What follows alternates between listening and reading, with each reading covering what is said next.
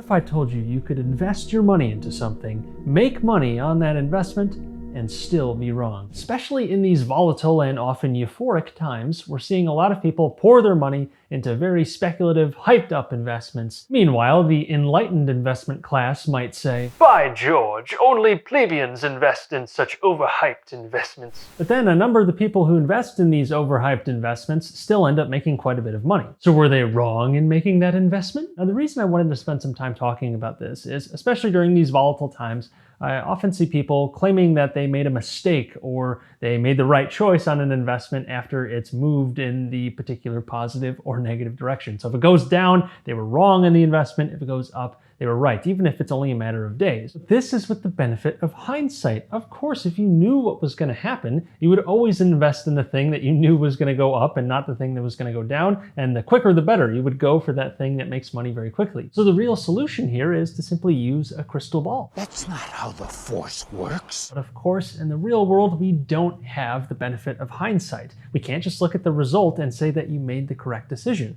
So how do you actually make an investment decision? This is really a question of probabilities. And to illustrate this, let's go through a very simple example. Let's say that you invest in something and there's a 50% chance that you make $100. That would mean that the expected value in that case would be the $100 that you would make times the 50% probability, or $50 in expected value. But on the flip side, let's say that there's a 50% chance that you lose $200. So that would mean that your expected value in that case is negative $100, which would mean that the total expected value for this investment would be negative $50. So that would mean, given these probabilities, you would expect to lose money on this investment. But that doesn't mean you can't make money, because there's a 50% chance that you do. There's a 50% chance that you make $100 on this investment. But an investor who does not want to lose money, if they actually knew these probabilities or had a decent idea of what they thought the probabilities were, they wouldn't make this investment because they'd be expecting to lose money. And if they're trying to make money, they're not doing something like this. But if an investor does make this investment and ends up making some money,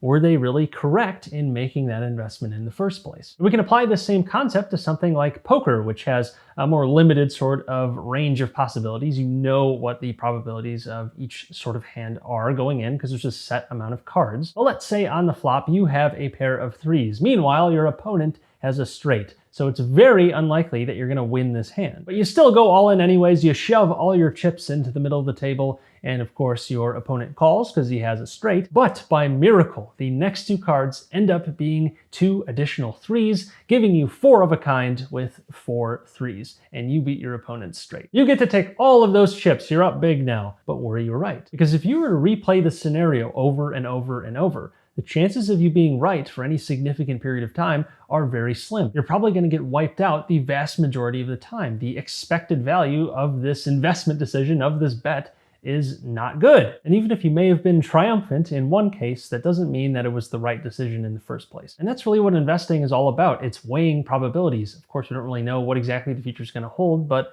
that's sort of the art of investing. You want to have some sort of expected value on this investment going in, and you want to make that a reasonable prediction, a reasonable assumption, so that you don't get blindsided by something that was probably likely to happen. And you also don't want the false sense of security that comes from having a winning investment that was an otherwise bad decision because it was unlikely to actually work out in the first place. It's basically an ends don't justify the means sort of argument, or I guess the ends don't justify the memes. Though I guess in the case of some meme investing, the expected payout might actually be high enough to justify an otherwise pretty reckless investment. But regardless, looking at the outcome of an investment, especially over a short period of time, days, weeks, or months, rather than allowing a longer term investment thesis to play out, it's not really that helpful because you can't make decisions in hindsight. You have to make decisions based on the information you have around you on the day that you do make the decision. So in that way, it's not helpful to say, yes, I made the right decision because it made money in some short period of time, or, oh no, I made the wrong decision because it went down. But instead, the question should be,